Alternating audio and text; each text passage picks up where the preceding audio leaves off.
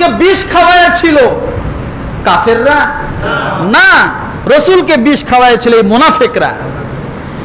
এখন মুনাফিকরা কারা, কোন ধরনের মুনাফিকরা রসুলকে বিষ খাওয়াইছিল দেখেন। আল্লাহ নবী যে জায়নামাজে যে মুসল্লায় দাঁড়িয়ে ইমামতি করে, রসুল বরাবর পিছনে দাঁড়িয়ে নামাজ আদায় করেছিলেন মুনাফিকরা। কারা বলেন? মুনাফিকরা। মুনাফিকদের গায়ে জুব্বা ছিল, মুনাফিকদের মাথায় টুপি ছিল। মুনাফিকরা রসুলের সঙ্গে জিহাদের ময়দানে গিয়েছিল, কিন্তু জিহাদ করে নাই, পলায়ন করে চলে এসেছিল। অনেক লোক আছে, ভাই আপনি সামনে আগেন, আমরা আছি। লোকটা যখন সামনে অগ্রসর হলো, আস্তে করে ল্যাজ গোটাই নিয়ে পিছনে সরে আসলো, এমন ব্যক্তি আছে না নাই? লোকটার বিপদে ফালাই দিল, এমন আছে না নাই? যখন বিপদে পড়ে তখন ওই ব্যক্তিকে আর খুঁজে পাওয়া যায় না। আল্লাহ নবীর পিছনে এমন অসংখ্য ব্যক্তি ছিল, তারা রসুলের সঙ্গে নামাজ পড়তো, রসুলের সঙ্গে জিহাদ করত, রসুলের সঙ্গে তারা হজ করত, সব কাজগুলো করত, কিন্তু পিছনে পিছনে সব সময় রসুলের বদনাম করে বেড়াইতো, রসুলের বিরোধিতা করে বেড়াইতো। এখন এই সমাজে আছে না নাই? ইমাম সাহেবের পিছনে নামাজ পড়ে, কিন্তু তামাম এলাকা ইমামের বদনাম করে বেড়ায়। তো ইমাম কি নিষ্পাপ? কথা বলেন, ইমাম কি নিষ্পাপ? সে তো মানুষ, ভুল তো তার হবে। আপনি যান না তার স্থানে দাঁড়ান। এই সমাজটা কন্ট্রোল করা, হাজার মতলবের মানুষ, হাজার মন মানসিকতার মানুষের মন জোগায় চলা কত কঠিন, আপনি স্থানে আসে দাঁড়ালে বুঝবেন। কারণ এই সমাজে চোর আছে, বাটপার আছে, মদখোর আছে, জুয়াখোর আছে, সব আছে, ওলিও আছে, সব দলের লোক আছে। সবার মন মতো কি আপনি হবেন? হবেন? কারণ চোরের বিরুদ্ধে বললে চোর কি করবে? খুশি হবে? চোর এক প্রকার মনে করেন ইমামের বিরুদ্ধে যাবে, সুদের বিরুদ্ধে বললে সুদখোর এক প্রকার ইমামের বিরুদ্ধে যাবে, যাবে কি যাবে না? তাহলে একজন মানুষ কখনো সকলের মন রক্ষা করে? আপনি একজন ইমামের ভুল ধরে বসে আছেন, আপনি আশা করতেছেন সে আপনার মন রক্ষা করবে। আরে ভাই, আপনি আপনার ফ্যামিলির মধ্যে 5 জন সদস্য, 4টে সন্তান আপনার বউ, 3টে সন্তান আপনার বউ আর আপনি স্বামী সহ 5 জন। আপনি গভীর খেয়াল করে দেখেন আপনি আপনার বউয়ের মন মতো আছেন কিনা? আছেন? থাকতে পারেন? সব সময় থাকা যায়? আপনার বউ আপনার বিরুদ্ধে নালিশ করে না? বাবার বাড়িতে ফোন করে শাখায় না, বলে না? আপনার বিরুদ্ধে আপনার বউ যায় না? তা আপনি একজন মানুষের মন রক্ষা করে চলতে পারেন না, একজন ইমামের দ্বারা কিভাবে আপনি আশা করেন যে আপনার সকলের মন রক্ষা করে চলবে? সম্ভব? আল্লাহ রসুল মানুষের মন রক্ষা করে চলতে পারে নাই, চেষ্টা করে গেছেন তিনি জান প্রাণ দিয়ে, কিন্তু তারপরেও রসুলের বিরুদ্ধে তারা মুনাফিকি করেছে। করলো কারা? জুব্বা ছিল গায়ে, পাঞ্জাবি ছিল মাথায়, টুপি ছিল মাথায়, রসুলের পিছনে নামাজ পড়ছে, হজ করছে, সব কাজ করছে, কিন্তু অর্ধেক অর্ধেক করছে। দেখা গেছে রসুলের সাথে জেহাদে গেছে, কিন্তু মাঠে নাই। কোথায় নাই? চিরনি অভিযান করেও ওদেরকে খুঁজে পাওয়া যায় নাই। গেল কই? যাইতে দেখছে, কিন্তু মাঠে। এমন আছে না? আমার ভাইরা ভালো করে শুনুন, এই মুনাফিকদের বিষয়ে আল্লাহ কত ভয়ঙ্কর কথা বলেন। এরকম মুনাফিকি করা চলবে না। এমন একজন মুনাফিকের নাম হলো আব্দুল্লাহ ইবনে উবাই সুলুল। কি নাম? আব্দুল্লাহ ইবনে উবাই সুলুল। এই যে মুনাফিক, ইনি হলেন মুনাফিকদের লিডার, ছিলেন মুনাফিকদের নেতা। আল্লাহর নবীর পিছনে নামাজ পড়তেন, সামনে আসলে হুজুর হুজুর, পিছনে গেলে গালি দিয়ে বসে থাকে, আছে না নাই? পিছনে সমালোচনা করে তামাম এলাকা জড়ো করে ফেলছে, কিন্তু সামনে যখন দেখা হয় হুজুর আসসালামু আলাইকুম, আছে না সমাজে? এই আব্দুল্লাহ ইবনে উবাই মাইসলুল আল্লাহ রাসূলের পিছনে নামাজ পড়েছেন, লম্বা জুব্বা গায়ে ছিল, মাথায় পাঞ্জাবি ছিল, কিন্তু বড় মুনাফিক ছিল, মুনাফিকের লিডার। সে নিজে নিজে বুঝতো যে আমি আল্লাহ রাসূলের বিরোধিতা করি। আমার ভাইরা, আল্লাহ রাসূলের বিরোধিতা করতে যায় তামাম মদিনার সমস্ত মানুষ যখন বুঝতে পারলেন যে এই লোকটা রাসূলের বিরোধিতা করে, কারণ যেখানেই রাসূলের সমালোচনা করে সেখানে রাসূলের পক্ষের লোক আছে না নাই? কথা বলেন, আছে। সকলেই জানতে পারলো এই লোকটা মুনাফিকি করে, সামনে রাসূলকে পাইলে হুজুর হুজুর করে, পিছনে গেলে সমালোচনা করে। এটা সকলেই জানে, রাসূলও জানে রাসূলকে কষ্ট দেওয়া হয়েছে, রাসূল স্পষ্ট জানা যে এই লোকটা আমার বিরোধিতা করে। কিন্তু আমা আরসালনাকা ইল্লা রাহমাতাল লিল আলামিন। কেমন রহমতের নবী!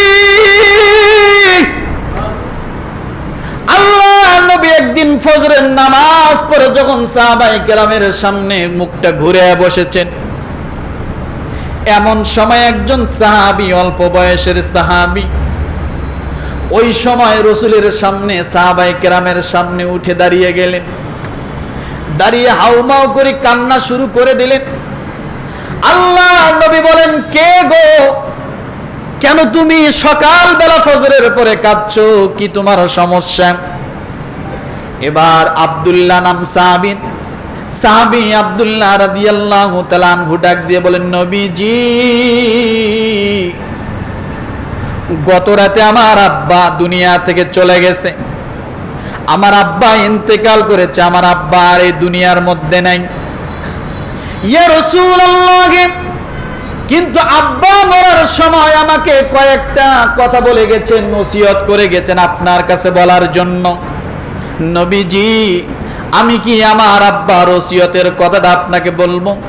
এই দুনিয়ার জমিনে তো আমার কেউ নাই, কিন্তু আব্বা আপনার ঘোর বিরোধী ছিল, এটা সকলেই জানে। কিন্তু তারপরও বাবা যখন মরে গেছে, আমার তো বাপ হয়, আমার তো পিতা হয়, আমি তার জন্য তো কি বদনাম করতে পারি না। ইয়া রাসূলুল্লাহ, আমার আব্বা যখন মারা যায় আমাকে ডাক দিয়ে বলে, আব্দুল্লাহ আমার কাছে আসো, শেষ কয়েকটা কথা আমি তোমাকে ওসিয়ত করে যাই। আমি বাবার যখন কাছে গেলাম, বাবার কাছে যে যখন মাথার কাছে বসলাম, নবীজি, আমার আব্বা কয়েকটা ওসিয়ত করলেন, বড় মারাত্মক ওসিয়ত। ডাক দিয়ে বলে, আব্দুল্লাহ আমি তো দুনিয়া থেকে চলে যাচ্ছি, আব্দুল্লাহ ও আব্দুল্লাহ, আমার কয়েকটা ওসিয়ত তুমি শোনো। আমি যখন মৃত্যুবরণ করব, তুমি সঙ্গে সঙ্গে রাসূলের দরবারে যাবা, রাসূলের দরবারে যাইয়া আমার কথা বলবা। আমার বাবা বলেছে, আমার বাবা ইন্তেকাল করেছে, ইয়া রাসূলুল্লাহ, আব্বা এক নাম্বার যে কথাটা আপনার কাছে বলতে বলেছে, আমার রাসূল যেন আমাকে নিজ হাতে গোসলটা করাইয়া দেয়। কি করাবে? কথা বলেন। রাসূল আব্দুল্লাহ ইবনে উবাইকে যেন কি করায়? গোসল করায়। দ্বিতীয় নম্বরে আব্দুল্লাহ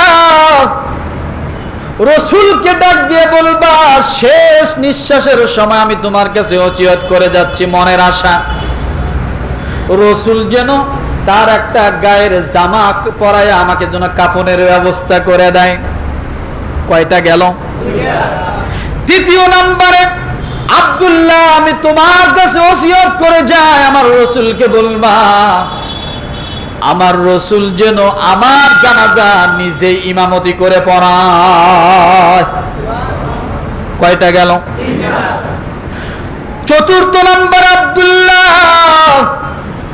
আমার জানাজা যখন শেষ হয়ে যাবে, আব্দুল্লাহ আমি তোমার কাছে বলে যাচ্ছি, রাসূলকে বলিও রাসূল যেন নিজ হাতে আমার লাশটা ধরে কবরের মধ্যে আমাকে শেষ বিদায় দিয়া দেয়। আল্লাহ নবীর কাছে সন্তান কেঁদে কেঁদে যখন বলছেন, আল্লাহ নবী ঘাবড়িয়ে গেলেন, চোখ দিয়ে টলটল পানি। আল্লাহর নবী কেমন রাহমাতাল লিল আলামিন এটা বোঝার জন্য বললাম। ও মুসলমান, আল্লাহর নবী কত বড় কত বড় রহমদাত, তার কত বড় রহম ছিল তার দিলের ভিতরে। আমার ভাইরা, আল্লাহর নবী যখন পা পা করে মুনাফিক নেতা আব্দুল্লাহ ইবনে উবাইয়ের বাড়িতে চলে গেলেন, যাওয়ার পরে যখন যাওয়ার পরে এই কাজগুলো যখন সম্পাদন করবেন, জানাজার যখন ব্যবস্থা করবেন, জানাজা যখন সামনে চলে আসলো, যখন জানাজায় দাঁড়ালেন, দাঁড়ায় যখন আল্লাহু আকবার বলে যখন জানাজার মধ্যে দাঁড়িয়ে গেছেন, সঙ্গে সঙ্গে জিবরিল আমিন এসে ডাক দিয়ে বলেন, নবীজি আপনি জানাজা পড়াইবেন না। এদিকে সমস্ত সাহাবায়ে কেরাম আশ্চর্য হয়ে গেলেন।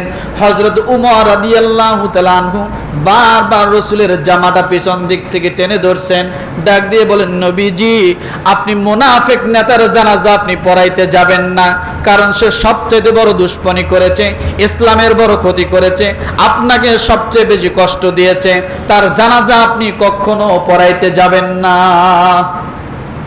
হযরত উমর রাদিয়াল্লাহু তাআলা আনহু বারবার যখন এইভাবে রাসূলের জামা টেনে ধরছেন, এরপরও রাসূল সামনের দিকে অগ্রসর হয়। আল্লাহর নবীর অবস্থা হযরত উমর রাদিয়াল্লাহু তাআলা বুঝতেছেন যে তিনি আর থামবেন না, তিনি তো থামার লোক না, তিনি অবশ্যই জানাজা পড়াইবেন। আল্লাহর নবী ডাক দিলেন, উমর আমার আল্লাহ তো তার জানাজা পড়াইতে নিষেধ করেন নাই, তাহলে আমি কেন তার জানাজা পড়াবো না?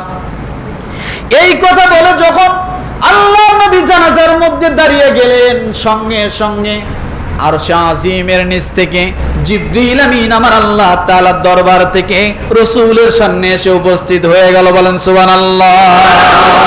ইস্তাগফির লাহুম আও লা তাস্তাগফির লাহুম ইন তাস্তাগফির লাহুম ৭০ মাররাতান ফালান ইয়াগফিরাল্লাহু লাহুম।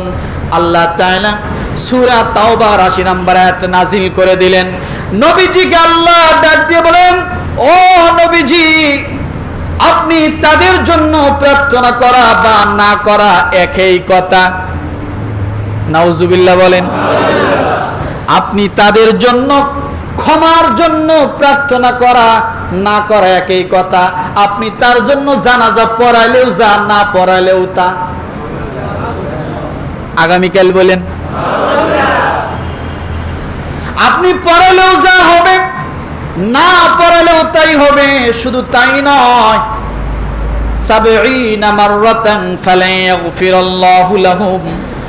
আল্লাহ তাআলা ডাক দিয়ে বলেন, নবীজি আপনি যদি মুনাফিকদের জন্য ৭০ বার জানাজা নামাজ পড়েন, তারপরও আমি আল্লাহ তার জন্য জানাজা কবুল করব না।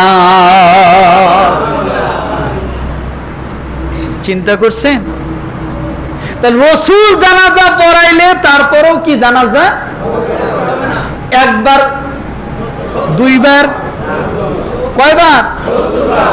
তাহলে আমরা সলিমুদ্দিন হুজুররা কত মুনাফিকে জানাজা নামাজ পড়ে তার তো খবরই নাই। কথা ঠিক না?